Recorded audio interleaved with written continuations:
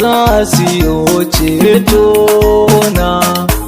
Ya Zahara fitatta shugaba ga dukkan mata, wallahi kin fifita a dunisa uku auna kai da za su yi ceto na. Ya Zahara fitatta shugaba ga dukkan mata, wallahi kin fifita a dunisa uku auna kai.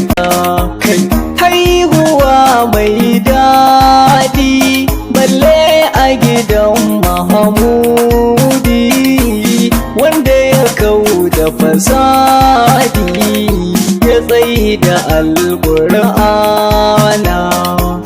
Matar Aliyu Sadauki, gwarzon da baya raki idan ana yin yaki. Makasudin haifar ta Fatima Fauziya, kafirai sun yi waɗan Amina gorin yaya, ca suke yi masa ɗaha mai ragaggen baya.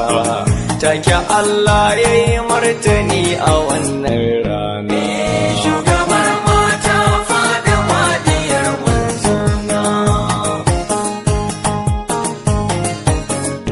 a atsaina kalkautar, fasalli lirabbika yace kuma wani har. Inna shani aka sai gaban yace huwa abutar, masu gora maka su suke da yankan